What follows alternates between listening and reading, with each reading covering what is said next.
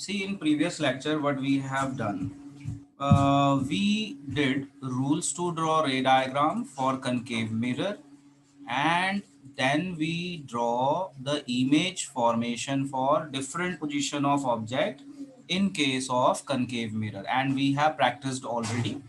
I guess so कि आप लोगों ने इसकी खूब प्रैक्टिस की होगी, है ना? So आगे चलते हैं आज हम। अब जो हमारा आज का टॉपिक है वो है कि हमने रे डायग्राम सीख ली। अब हमें इससे रिलेटेड न्यूमेरिकल्स करने हैं।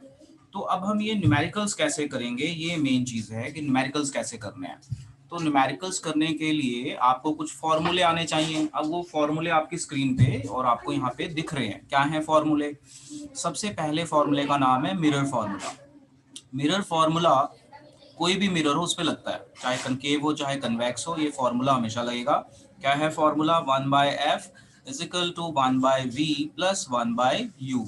याद रखना, 1/f is equal to 1/v plus 1/u। This is your mirror formula. f का मतलब फोकल लेंथ, v का मतलब image distance from pole, u का मतलब ऑब्जेक्ट डिस्टेंस फ्रॉम पोल। फिर m का मतलब मैग्निफिकेशन होता है। मैग्निफिकेशन का मतलब इमेज छोटी दिखेगी या बड़ी दिखेगी, उसे हम मैग्निफिकेशन कहते हैं। कई बुक में इसे लीनियर मैग्निफिकेशन भी लिखा हुआ है, तो आप समझ जाइए मैग्निफिकेशन। मैग्निफिकेशन के दो फॉर्मूले हैं। Depending on given you can use the any of the formula. अगर आपको हाइट दी हुई है तो you can use formula m is equal to h2/h1, और आपको इमेज डिस्टेंस और ऑब्जेक्ट डिस्टेंस दिया हुआ है तो you can use formula -v/u। याद रखना, -v/u। अब जो इसकी डेरिवेशन है, इसकी जो डेरिवेशन है, ये डेरिवेशन आपको +2 में मिलेगी। डेरिवेशन आपके सिलेबस में नहीं है, बट अगर आप if you go through extra book तो वहाँ पे मिल जाएगी, बट डोंट लर्न डेरिवेशन। वैसे आपको देखने का मन हो देख सकते हो, derivation is not the part of syllabus. I guess extra book में भी आजकल नहीं आती है, तो इसकी डेरिवेशन +2 का पार्ट है। तो अब हम यहाँ पे समझ लेते हैं एक बार दोबारा। Mirror formula 1/f is equal to 1/v plus 1/u, and m is equal to h2/h1 और -v/u मैग्निफिकेशन। अब एक चीज याद रखने वाली है कि जब आप न्यूमेरिकल करोगे, अगर न्यूमेरिकल में रियल वर्ड लिखा हुआ है तो आपने हमेशा याद रखना है, रियल का मतलब आपने उसकी जो वैल्यू है नेगेटिव में लेनी है, मैग्निफिकेशन नेगेटिव, और यू तो हमेशा ही नेगेटिव लेना है। Keep in mind, object distance हमेशा नेगेटिव लेना है। क्यों लेना है अभी मैं इसको समझाऊंगा, जिसे हम कहते हैं साइन कन्वेंशन। साइन कन्वेंशन क्या होती है कि साइंटिस्ट एक कन्वेंशन बना देते हैं कि इसको इस तरह से ही लेना है जिससे सबका आंसर सेम आए और कोई कंफ्यूजन ना हो। तो एक कन्वेंशन बना देते हैं कि इसको हमेशा ऐसे रखना है, जैसे करंट की डायरेक्शन आपने पढ़ा है। तो ऐसे ही न्यूमेरिकल करने के लिए साइन कन्वेंशंस होती है। जैसे आपने 9th में ग्रेविटी का चैप्टर पढ़ा है, तो ग्रेविटी में आपको बताया गया था अगर कोई ऑब्जेक्ट को नीचे से ऊपर फेंके, है ना, तो वो माइनस में लेना है जी, और ऊपर से नीचे आ जाए तो प्लस में लेना है। तो कन्वेंशन थी ना, ताकि सबका एक जैसा हो। तो ऐसे ही न्यूमेरिकल करते हुए, मिरर के न्यूमेरिकल करते हुए, उसमें कुछ साइन कन्वेंशंस लगेंगी, मतलब किसको पॉजिटिव लेना है किसको नेगेटिव लेना है वो हमें ध्यान में रखना पड़ेगा। तो एक केस तो आपको मैंने बता दिया, रियल इमेज का माइनस लेना और यू हमेशा माइनस लेना है। तो अभी न्यूमेरिकल कराऊंगा तो you would be able to understand. अब हम चलते हैं थोड़ा आगे और साइन कन्वेंशन समझते हैं। लो जी देखो, साइन कन्वेंशंस। तो साइन कन्वेंशन के लिए सबसे पहली चीज है keep object on left of the pole always, कि ऑब्जेक्ट को हमेशा लेफ्ट पे रखना है, यू हमेशा नेगेटिव लेना है। अच्छा, अब ये कैसे पता चलेगा किसको नेगेटिव लेना है? तो आप ग्राफ रूल लगाइए।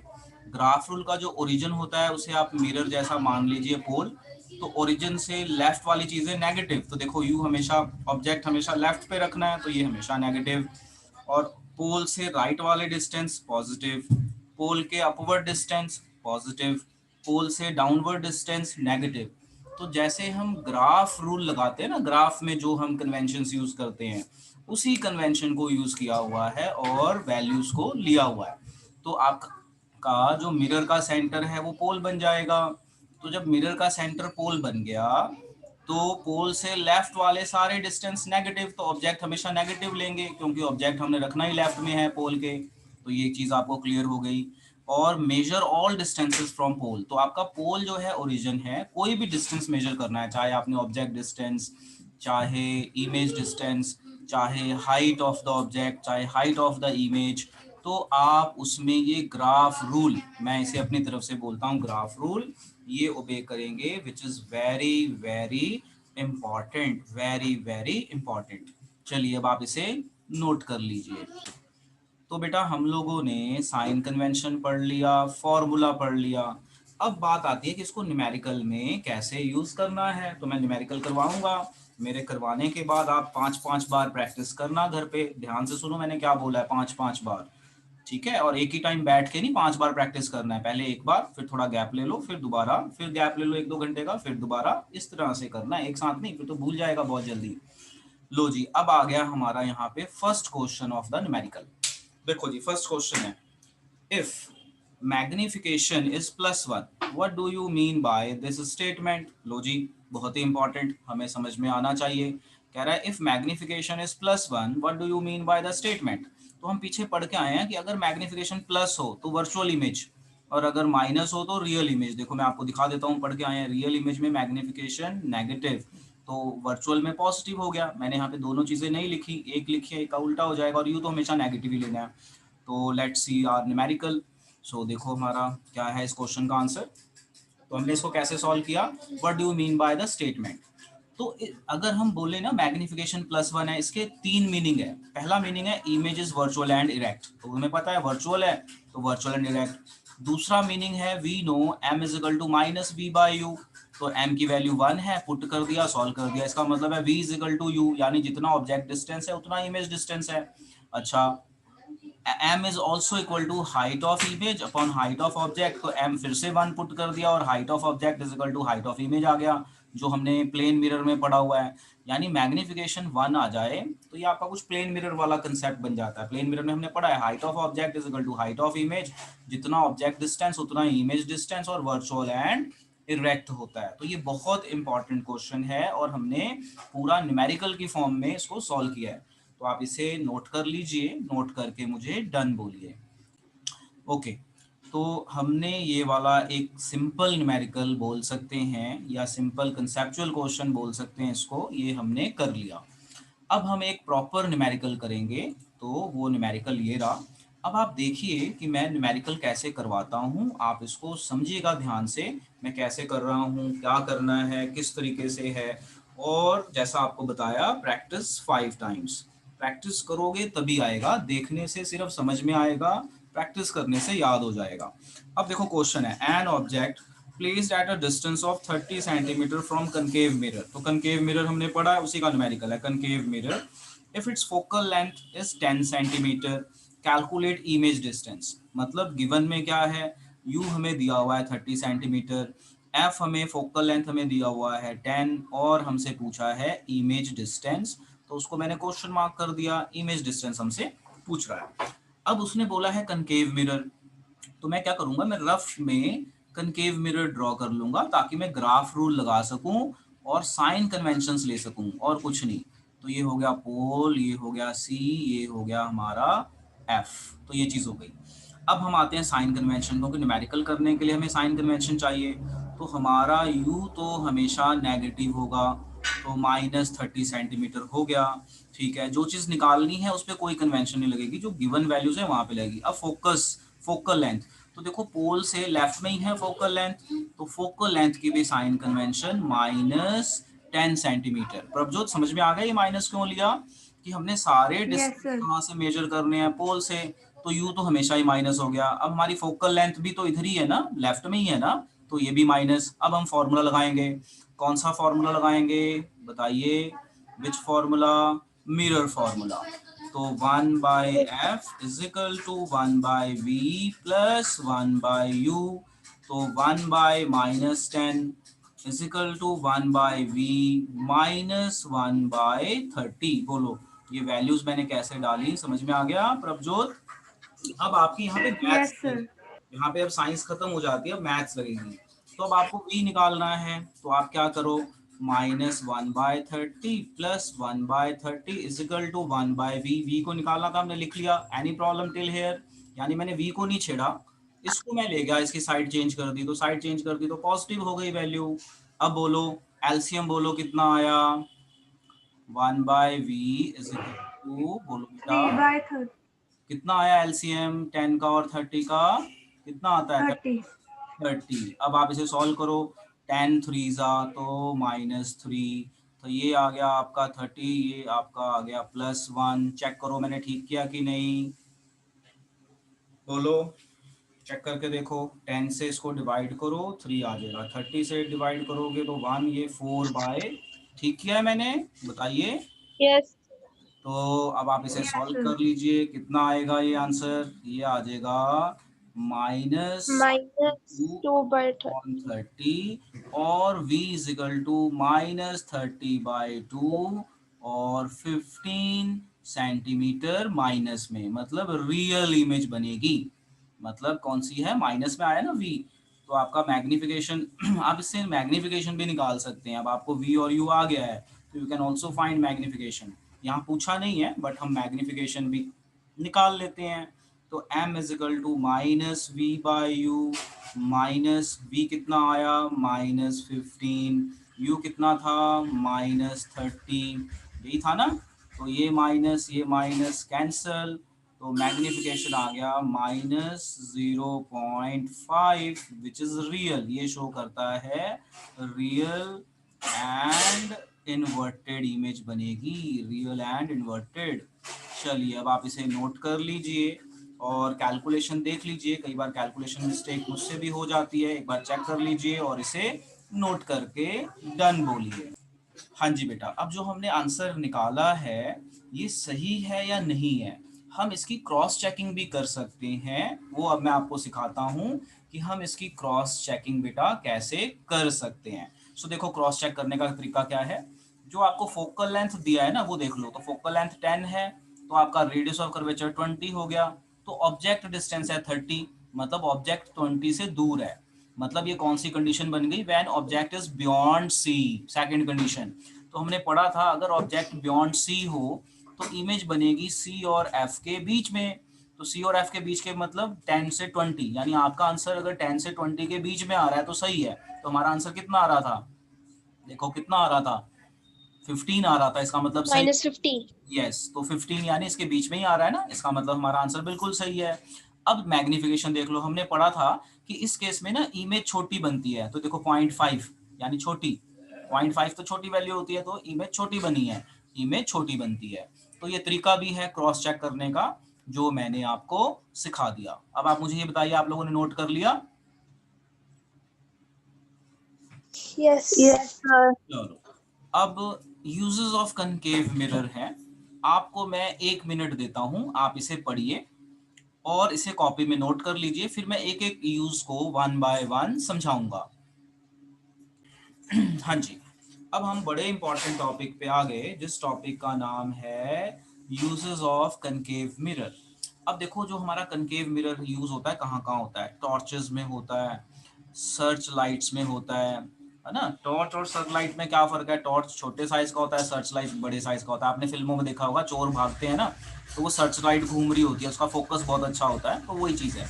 And vehicles headlight, concave mirror vehicles की हेडलाइट पे होता है। देखा आपने, देखा होगा कि जब हम गाड़ी चलाते हैं तो अगर हमें आगे कुछ नहीं दिखता तो हम अपनी हेडलाइट को बिल्कुल स्ट्रेट कर देते हैं, तो वो ये कनकेव मिरर के कारण ही होता है, पैरेलल बीम्स बनाता है, पावरफुल पैरेलल बीम। तो टॉर्चेज, सर्च लाइट, व्हीकल्स, और they are often use in shaving mirror, shaving mirror में ना शक्ल बड़ी दिखती है तो शेविंग मिरर में यूज होता है। एंड डेंटिस्ट, डेंटिस्ट इसको यूज करते हैं दांत का साइज बड़ा करके देखने के लिए।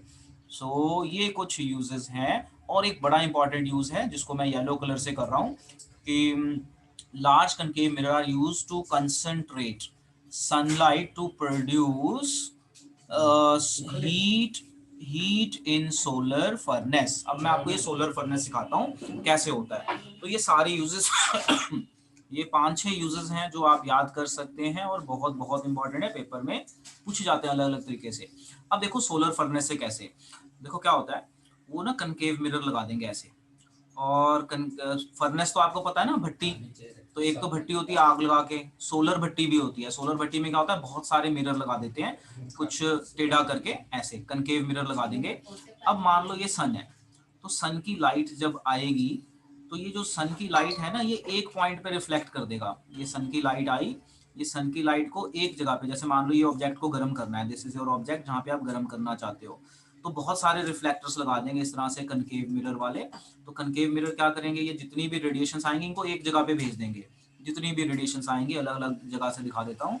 तो यही तो काम है इनका, एक जगह पे भेज देंगे जिससे हीट एक ही जगह पे होगी और यहाँ पे बहुत ज़्यादा हीट प्रोड्यूस होगी, और एकदम से बहुत ज़्यादा हीट प्रोड्यूस होने से यहाँ पे हीटिंग इफेक्ट ज़्यादा होगा, और बहुत सारे मिरर लगा के हम हीट बहुत ज़्यादा प्रोड्यूस कर सकते हैं। आपने कभी लेंस से पेपर जलाया है, वैसा ही हो जाएगा कि कनकेव मिरर बहुत सारे यूज कर लेते हैं सोलर भट्टी में।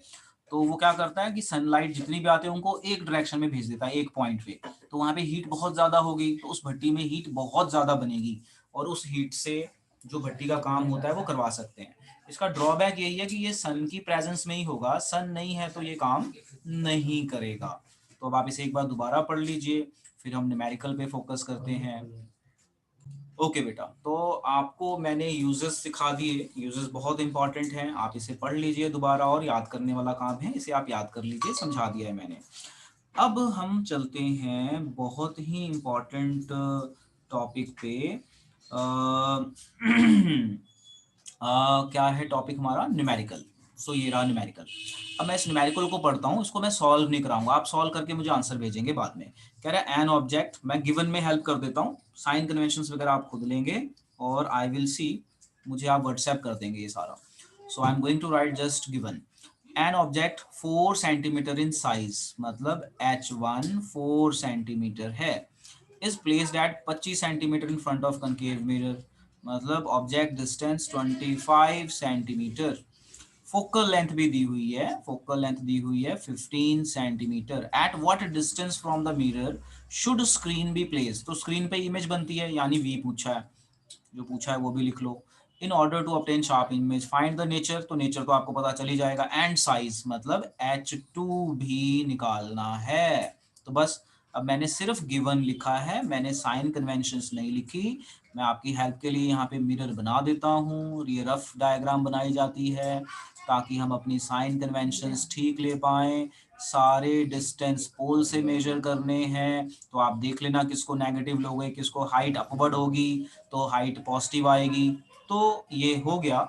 अब मैं जब आपको वीडियो भेजूंगा तो आप वीडियो पॉज करके इस न्यूमेरिकल को सॉल्व करेंगे और शाम तक मुझे भेजेंगे, और आई विल सी कि वो सही है या गलत, so then I will tell you the answer. तो ये तो हो गया उससे मैचिंग क्वेश्चन जो आप बड़े आराम से कर पाएंगे। अब हम एक और क्वेश्चन डिस्कस कर लेते हैं। सो वो हमारा क्वेश्चन है ये रहा।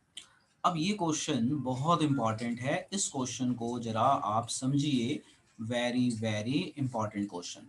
क्या है क्वेश्चन, कहता है अ कनकेव मिरर प्रोड्यूसेस, बहुत इंपॉर्टेंट है ये क्वेश्चन, मैं यहाँ पे मार्क स्टार डाल देता हूँ, 2 स्टार्स, बहुत इंपॉर्टेंट।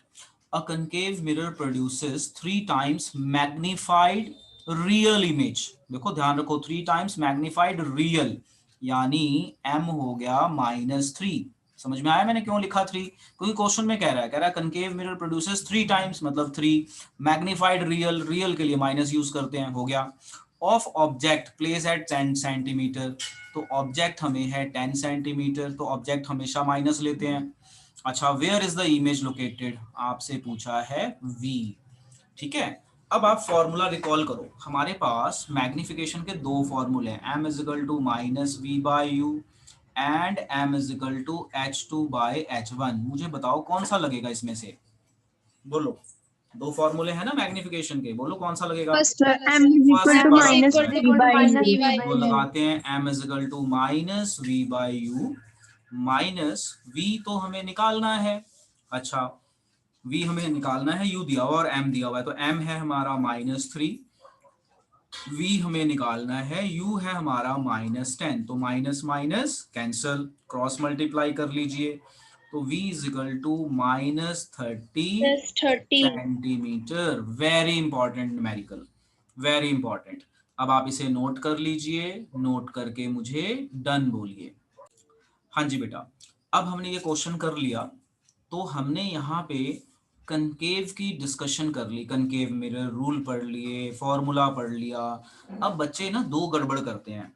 नंबर 1, रे डायग्राम में गड़बड़ करते हैं, रे डायग्राम में रूल्स नहीं फॉलो करते और डायरेक्शन नहीं देते, कोई नंबर नहीं मिलेगा। नंबर 2, न्यूमेरिकल में क्या गड़बड़ करते हैं, गिवन लिख लेते हैं, वो माइनस प्लस लेना भूल ही जाते हैं, साइन कन्वेंशन याद ही नहीं रहती लेनी है। क्या करेंगे, फॉर्मूला लिखेंगे, सीधी सीधी वैल्यू पुट कर देते हैं, माइनस लेना था, प्लस लेना था, वो भूल ही जाते हैं क्या करना है, तो वहां पे तो फिर कुछ भी नहीं मिलता। और नंबर 3 मिस्टेक, बच्चा फॉर्मूला नहीं लिखता, सीधा ही वैल्यू डाल देता है, कोई नंबर नहीं देंगे। ध्यान रखना, आपका गया मार्क्स गया। अगर आपने फॉर्मूला नहीं लिखा, सीधा कर दिया ना, तो ये कैसे आया, ये वैल्यू कैसे आई, हमें कैसे पता, तो we will not give you marks. तो ये कुछ कॉमन मिस्टेक्स थी जो मैंने आपको बताई हैं, जो हम पेपर चेक करते हुए नंबर काटते हैं। तो यहाँ पे हमारा कनकेव मिरर खत्म हो जाता है। नेक्स्ट लेक्चर जो होगा हमारा लेक्चर 5, उसमें मैं कन्वेक्स शुरू करूंगा, और वो आपको इजी लगेगा क्योंकि कनकेव से मैचिंग है, सिर्फ डायग्राम का चेंज आ जाएगा, रूल सेम है, न्यूमेरिकल करने का तरीका सेम है, तो वहां पे हमारा थोड़ा टाइम भी बचेगा। तो आज हम अपना लेक्चर यहीं पे स्टॉप करते हैं। अब आपसे क्या एक्सपेक्टेशन है कि आप न्यूमेरिकल की प्रैक्टिस करेंगे, 5-5 बार करेंगे, और एक ही साथ नहीं, जैसे अभी किया, फिर 1 घंटे का ब्रेक, फिर करके देखा, फिर 1 घंटे का ब्रेक, फिर करके देखा। और एक न्यूमेरिकल दिया है होमवर्क में, ये वाला, आप इस न्यूमेरिकल को करके मुझे इसकी इमेज व्हाट्सएप पे भेजेंगे, and I will tell you वो सही है या गलत। तो आज हम अपना लेक्चर यहीं पे खत्म करते हैं, अब आप खूब प्रैक्टिस कीजिए।